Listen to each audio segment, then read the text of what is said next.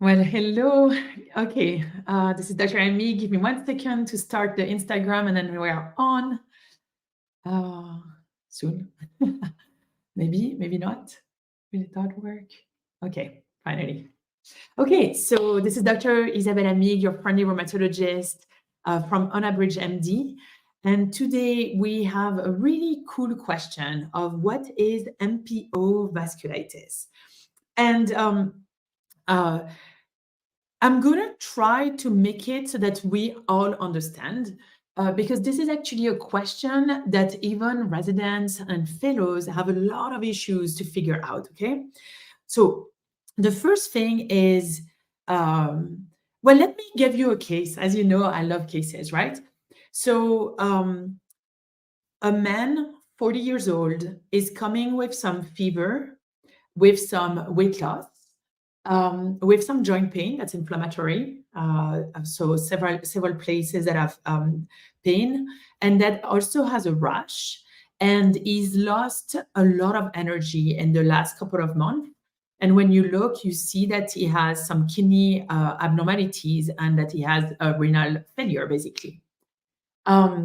He also has some pulmonary involvement, but like more like shortness of breath, a little bit of bronchitis, and he has, complaint of recurrent sinusitis. And so really just looking at this with this rash that looks purpuric, you're like, okay, this looks like a vasculitis. So vasculitis is an inflammation of the vessel. And because there's inflammation of the vessel, it's going to be involving all of your system, possibly, right? And so the way that we classify vasculitis is depending on what type of vessel it affects. So it can affect large vessel, that will be something called the GCA, giant cell arteritis, or temporal arteritis. I'm putting my hand here on my temporal area, because that's usually how we make the diagnosis. There's no pulse, there's a headache. So that is the large vessel vasculitis. And then on the other spectrum, you have small vessel vasculitis, and it affects the small vessel that usually are there to help with small, like the organs, such as kidney, right? The kidneys or the lungs. We need the small vessel. And so ANCA vasculitis is a group of the small vessel vasculitis. You can have ANCA vasculitis without having ANCA antibodies. So that's also the thing that's a little tricky.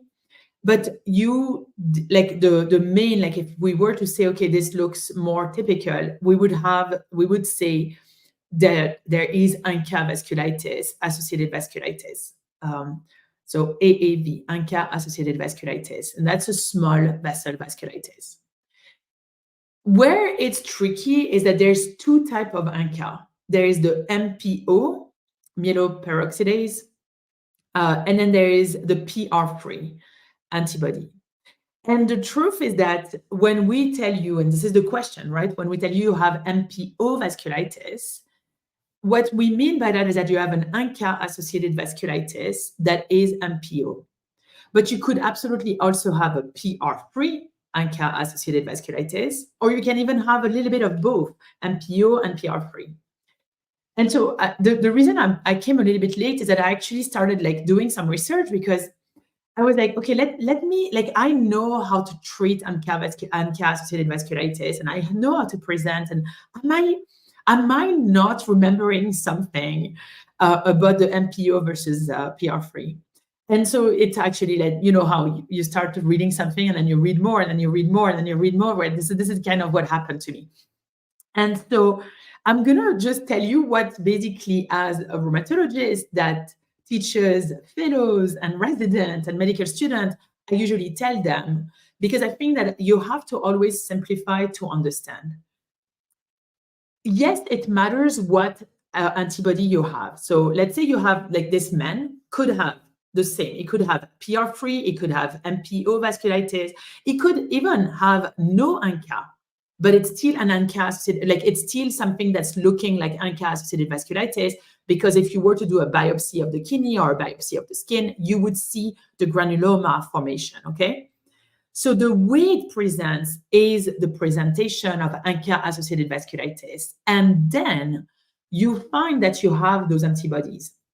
And those antibodies basically tell us very little, actually, but it does tell us something.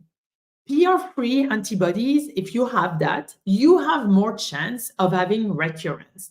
So as a rheumatologist, what that means to me is that once you're in remission, usually with Rituxan, I'm going to keep giving you Rituxan as a maintenance dose. And there are some studies to show that, right?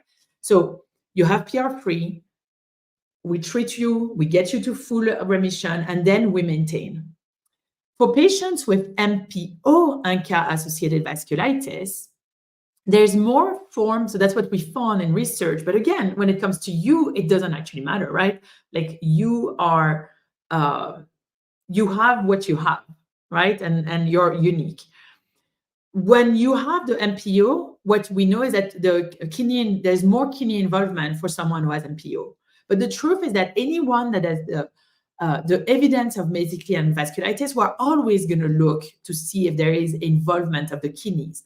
So it doesn't really matter if you have ANCA-associated MPO or PR3, because we're going to actually look and see if you do have renal involvement. And in fact, we're going to also see if you have heart involvement, like upper vessel involvement, pulmonary involvement, and so on, and like nose, and And so the only thing that it tells us is that, okay, well, if you have PR3, you have more chance of recurrence, so you need to be on maintenance therapy.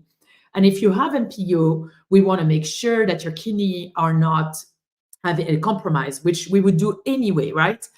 And there is less chance of recurrence. But the truth of the matter is that it doesn't actually mean that much. And so when you guys ask this question, of what, like, do something about MPO vasculitis, I want to say, in the word, actually, like right now in rheumatology, our usual thing, what we say is that this is ANCA-associated vasculitis. That by itself is huge for us, because when we see this, the vast majority of time, we're going to treat you with Rituxan, okay? And we're going to treat you as induction, and then we may treat you as maintenance. At least that's my approach to things, because I think that Rituxan is very safe and like has been proven to really work well in ANCA-associated vasculitis. Of course, there are cases where the ANCA-associated vasculitis is very minimal. You do not need that. You can just let go of just a little bit of azathioprine, like mild immunosuppressive agent. Or there are other cases on the extreme that are very difficult to treat. But those are like the rare, like not the rare cases, but like there are things that we have to attend depending on the patient. But I think putting too much weight on what type of antibody you have gets you out of the complete explanation of what ANCA-associated vasculitis is. ANCA-associated vasculitis is an inflammation of the vessel that can touch all organs. Pretty much almost every single organ can be involved, that is associated with kidney issues. So you need to make sure that the kidneys are fine. And that can be treated in the vast majority of time with Rituxan. And that if there is PR3 antibody, you have to make sure that you keep a maintenance, because there's more risk of recurrence, okay? And then I will say, you want a rheumatologist that's going to make sure that they look at every single organ to make sure that you don't have lung disease, that you don't have kidney disease. I keep repeating it over and over again, but lung, heart, like the skin, your nose, your throat, all of those usual organ, and like what's going on with your, like, do you have fever? Do you have like anything like that? We also double check if you have colonization with Staphylococcus aureus, so staph, because there's more risk of recurrence, especially for PR3. But since we know that for PR3 it exists, we also, treat it in case you have MPO. So to go back to the case of that patient, the patient I was telling you about, so he was found to have ANCA-associated vasculitis with an MPO. He had kidney disease. We treated him with Rituxan as an induction dose, and then we continued to treat him as a maintenance dose, so it's much lower. And then slowly, we made sure that he didn't have a recurrence, and we just are following him without any medication right now. But the truth is that Rituxan at the maintenance dose is so well tolerated that I personally am very fine to explain to patients that, at least you don't have to worry too much. We follow the antibodies, but the MPO is not like we usually follow the PR3. We follow also the MPO. Of course, we follow both ANCA, MPO, and PR3. And the truth is that the studies are not great to say that it's actually working, like that you should follow them or not. In kidney disease, it seems that it's related, so we do follow that. But honestly, we follow it because there are some patients we can see that there is a risk of flare when they go up. So we follow that. And that can tell us, okay, well, yes, it's working, our Rituxan is working, and so on, or you need something versus you're fine without anything. In general, I would say, there are some really good treatments now. Rituxan has really shown to be a game changer when it comes to ANCA-associated vasculitis. And I think that putting too much weight on this MPO versus PR3, especially for the patient, doesn't really make sense.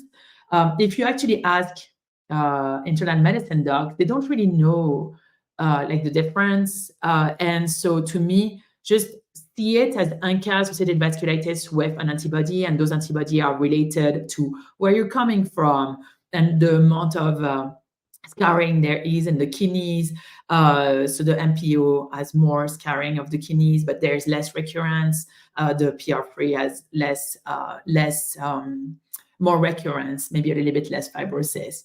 But at the end of the day, you're looking at all of this all together. Okay, so that was Rheumatology 101. I'm sorry again for having come a little bit later.